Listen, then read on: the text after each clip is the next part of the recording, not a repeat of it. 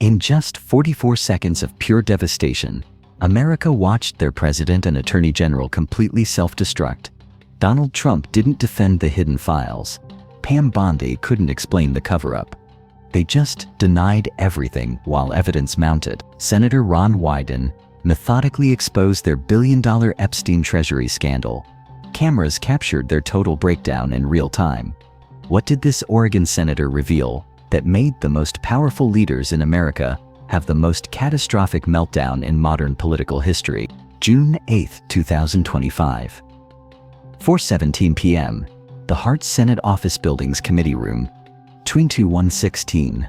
Hummed with the electric tension of constitutional crisis about to explode into unprecedented territory. Senator Ron Wyden walked in, carrying a black leather briefcase marked Treasury Oversight, Classified Financial Intelligence, in bold gold letters. His silver hair perfectly combed despite the gravity of the moment. His dark blue suit pressed with the precision of someone who'd spent decades investigating financial crimes, but his face etched with the grim determination of someone who'd uncovered evidence that would forever change how Americans viewed the intersection of political power and financial corruption. At the witness table sat an unprecedented pairing: President Donald Trump, appearing under congressional subpoena for the first time in his presidency, his red tie slightly askew, despite his usual attention to appearance, and Attorney General Pam Bondi, her blonde hair styled immaculately, but her hands visibly trembling as she gripped a stack of legal briefings. The hearing room buzzed with an energy that veteran Washington reporters had never experienced. A sitting president appearing before Congress to answer questions about financial records involving Jeffrey Epstein. Behind Wyden sat Treasury Department whistleblowers, former financial intelligence analysts, and forensic accountants, whose classified reports had been building for months to create the most explosive government scandal since Watergate. The marble walls had witnessed many historic confrontations, but never had the stakes been so high or the evidence so potentially damning for the highest levels of American government. The hearing had been called as emergency Treasury oversight, following months of leaked financial intelligence reports suggesting systematic cover-ups of Epstein-related financial transactions. Trump had fought the subpoena through every court, claiming executive privilege, but the Supreme Court had unanimously ruled that financial oversight was within Congress's constitutional authority. Bondi had spent weeks preparing legal defenses around classified information protocols, but Wyden had secured judicial authorization to discuss specific financial records in public session. Mr. President, Attorney General Bondi, Wyden began, his voice carrying the measured authority of someone who'd chaired the Senate Finance Committee and understood exactly how to trace financial corruption through government systems. Thank you for appearing before this committee under subpoena to discuss Treasury Department oversight of financial intelligence related to Jeffrey Epstein. I want to focus on specific records that raise serious questions about government transparency and potential obstruction of financial investigations. The opening seemed formally respectful of presidential dignity, but there was prosecutorial steel beneath the courtesy that should have warned both Trump and Bondi. This wouldn't be ceremonial deference to executive authority, but serious accountability for documented financial irregularities. Trump responded with his characteristic mixture of grievance and deflection. Senator Wyden, this is another partisan witch hunt designed to distract from our incredible economic success and border security achievements. The fake news media and Democrat politicians continue their endless investigations while we're making America great again. His voice carried the familiar rally-style cadence, but there was unusual tension underneath that suggested he understood this hearing involved evidence rather than political theater. But Wyden wasn't interested in campaign rhetoric. When faced with classified Treasury documents showing systematic financial cover-ups, Mr. President, I want to ask you directly about specific Treasury records. Are you aware that the Treasury Department has been withholding financial intelligence reports related to Jeffrey Epstein transactions that involve properties and accounts connected to your business empire? The question hit like a financial smart bomb targeting the most vulnerable intersection of Trump's political and business interests. Treasury financial intelligence reports were the most sensitive government documents outside national security, and any connection between Epstein financial networks and Trump properties represented potential criminal exposure that could destroy both his presidency and his business empire. Trump's confident expression flickered as he realized this wasn't going to be political theater about general government transparency. "Senator, I don't know anything about any reports. The Treasury Department operates independently, and I don't interfere with their investigations or record keeping. Everything about my businesses has been disclosed and audited extensively." The response was classic Trump deflection, claiming ignorance while asserting innocence. But Wyden had spent months preparing for exactly this kind of evasion. "Mr. President, this isn't about general record keeping. This is about specific financial intelligence reports that your Treasury Department has classified beyond normal protocols. Are you aware that FinCEN has flagged $1.7 billion in suspicious transactions between Epstein-linked accounts and Trump Organization properties?" The number was staggering and specific. $1.7 billion in suspicious transactions between Epstein financial networks and Trump properties. Enough money to represent systematic money laundering or other serious financial crimes that would justify criminal investigation at the highest levels of government. Bondi attempted immediate damage control. "Senator, I must object to the discussion of classified financial intelligence in public session. These matters involve ongoing investigations and sensitive financial privacy protections that require appropriate security protocols."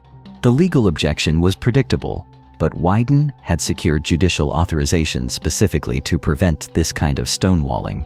Attorney General Bondi, "I have here a federal court order authorizing the discussion of these specific records in public session. The public interest in transparency outweighs any classification concerns when there's evidence of potential cover-ups." Wyden held up an official court document that made both Trump and Bondi visibly pale. This wasn't a fishing expedition or political grandstanding. This was a legally authorized investigation with judicial backing and documented evidence of financial irregularities at the highest levels of government. "Mr. President," Wyden continued with prosecutorial precision, "let me be more specific about these Treasury records. Are you aware that FinCEN identified 47 separate wire transfers totaling $47 million from Epstein-controlled accounts to Trump Organization bank accounts between 2019? The revelation was explosive and documented. 47 wire transfers totaling nearly $1 billion from Epstein financial networks to Trump properties during the exact period when Epstein was under federal investigation. And after his alleged suicide. This wasn't ancient history or tangential connections. This was recent, massive, and directly traceable financial activity. Trump attempted another deflection. "Senator, I don't know anything about any wire transfers. My organization handles thousands of transactions. If there were any problems, the appropriate authorities would investigate. I've been completely transparent about all my business activities." But Wyden had more specific evidence. "Mr. President, these weren't routine business transactions. These were flagged by FinCEN as suspicious, specifically because they involved accounts previously identified as part of Epstein's money laundering network." "Are you claiming you were unaware that your organization received $84.207 million from accounts under federal financial investigation?" The question was devastating because any answer was politically fatal. If Trump claimed ignorance, he was either lying or admitting incompetence about his own business empire. If he acknowledged awareness, he was admitting knowledge of potentially criminal financial activity. Attorney General Bondi. Wyden shifted targets seamlessly. "As the nation's chief law enforcement officer, are you aware that the Justice Department has been blocking Treasury requests for additional financial records related to these Epstein-Trump transactions?" The accusation was direct and documented. The Justice Department, under Bondi's leadership, was actively obstructing Treasury financial investigations into Epstein-Trump financial connections, behavior that suggested systematic cover-up rather than routine law enforcement discretion. Bondi's response revealed the depth of the administration's legal exposure. "Senator, the Justice Department follows appropriate protocols for handling sensitive financial intelligence. We coordinate with Treasury on all relevant matters while protecting ongoing investigations and constitutional privacy rights." The euphemisms were transparent attempts to make obstruction sound like routine, legal procedure. Appropriate protocols meant blocking investigations. Protecting ongoing investigations meant preventing any accountability. Constitutional privacy rights meant covering up criminal evidence. Attorney General Wyden's voice hardened with the precision of someone who'd caught officials in systematic obstruction. I have here Treasury communications showing explicit Justice Department orders to halt FinCEN investigations into Trump-Epstein financial connections. This isn't about protecting investigations. This is about stopping them. Wyden held up internal government communications that made both Trump and Bondi visibly panic. These weren't leaked rumors or anonymous sources. These were official interagency communications, showing the systematic obstruction of financial intelligence investigations by the highest levels of the Justice Department. These Treasury documents show that Justice Department officials, operating under your authority, have repeatedly blocked FinCEN access to banking records, prevented suspicious activity report follow-ups, and classified routine financial intelligence as top secret to prevent congressional oversight. Each accusation built on the previous one, creating an undeniable pattern of systematic obstruction designed to hide Trump-Epstein financial connections from any meaningful investigation or accountability. Mr. President, Attorney General Bondi, Wyden's voice carried the weight of constitutional authority and documented evidence. You have systematically corrupted the Treasury Department's financial intelligence function to hide $1.7 billion in suspicious transactions between your business empire and Jeffrey Epstein's criminal network. How do you justify this obstruction of financial law enforcement? The moral and legal weight of the accusation was crushing. How do you defend using government power to hide potentially criminal financial activity? How do you explain systematic obstruction of financial intelligence investigations? How do you justify corrupting Treasury Department independence to protect presidential business interests? For 44 devastating seconds, Trump and Bondi launched into a joint denial that revealed the complete bankruptcy of their legal and political position. Senator Wyden, this is completely false. These are vicious lies and fake documents designed to destroy a successful presidency. We have never obstructed any legitimate investigations.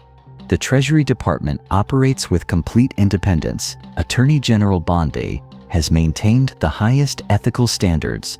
These partisan attacks on presidential business activities are unconstitutional and disgraceful. We reject every allegation and demand immediate retraction of these slanderous accusations. The 44-second breakdown was devastating, not to Wyden, but to Trump and Bondi themselves. The cameras captured every moment of their joint meltdown, their complete inability to address specific evidence with facts or legal justification, their transformation from government leaders into desperate political operatives attacking constitutional oversight itself. The president and attorney general had just revealed that they viewed financial accountability as partisan attacks and documented evidence as fake documents. Wyden remained calm, professional, and devastatingly effective. Mr. President, I asked you about $1.7 billion in suspicious transactions and systematic Treasury obstruction. Your response tells us everything we need to know about your priorities. The contrast was stark and politically fatal. Wyden focused on documented financial evidence and constitutional accountability.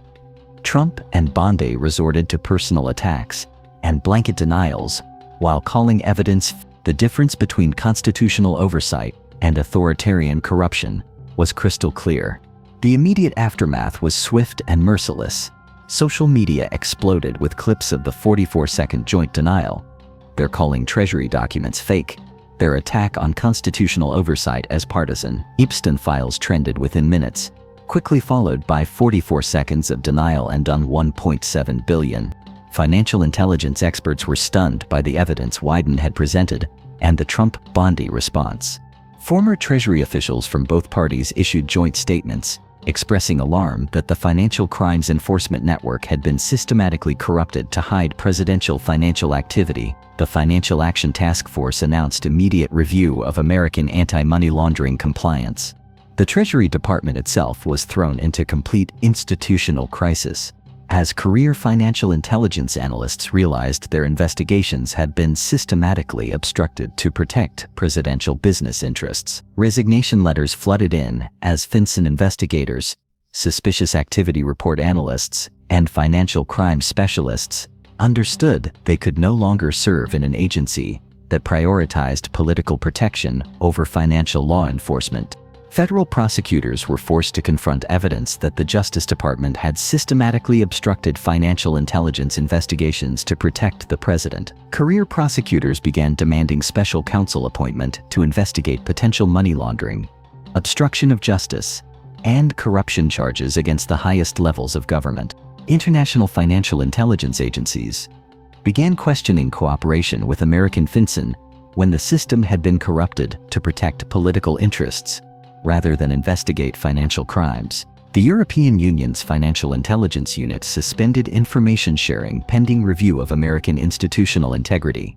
Banking regulators faced immediate pressure to investigate Trump Organization financial activities that had been protected from normal oversight by systematic government obstruction. The Federal Reserve announced enhanced scrutiny of all financial institutions involved in the flagged transactions. Within 72 hours of Wyden's systematic destruction, career Treasury officials were resigning in numbers that threatened to collapse financial intelligence operations. The exodus included some of the most experienced money laundering investigators in the federal government, all abandoning their careers rather than participate in what one called the complete corruption of financial law enforcement. The legal challenges were immediate and overwhelming. Federal judges demanded explanation of why financial intelligence investigations had been classified beyond normal protocols. Congressional investigators subpoenaed all Treasury Justice communications related to Epstein financial records. State attorneys general announced investigations of Trump Organization banking activities in their jurisdictions. 6 months later, facing special counsel investigation, congressional subpoenas, and complete loss of credibility on financial oversight, both Trump and Bondi were confronting potential criminal charges for obstruction of justice and corruption. Their joint denial had become evidence of consciousness of guilt in multiple criminal proceedings.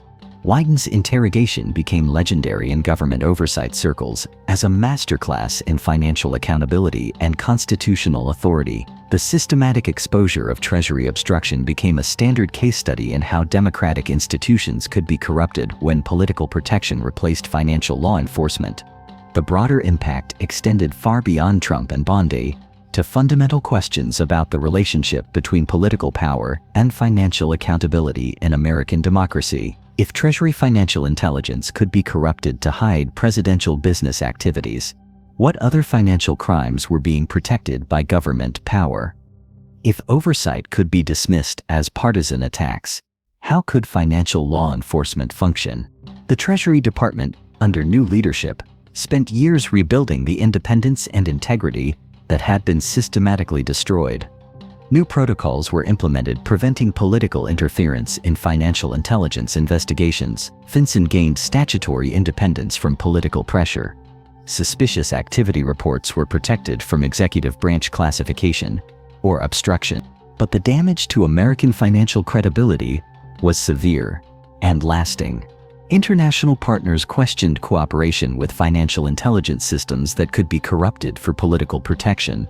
Banking regulations faced enhanced scrutiny from foreign regulators concerned about American institutional integrity.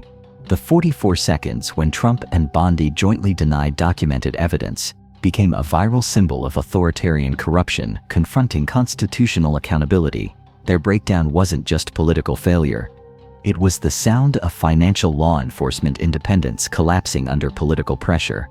Wyden's insistence on Treasury independence and financial accountability became a defining example of how congressional oversight could protect democratic institutions from systematic corruption. When faced with evidence of potential money laundering and obstruction, he didn't accept executive privilege claims or classification excuses. He demanded transparency and justice. Sometimes the most powerful weapon against financial corruption isn't a criminal prosecution. It's a senator who refuses to accept the systematic obstruction of financial intelligence as acceptable executive privilege. 44 seconds of denial revealed more about the corruption of government financial oversight than years of classified reports could have documented.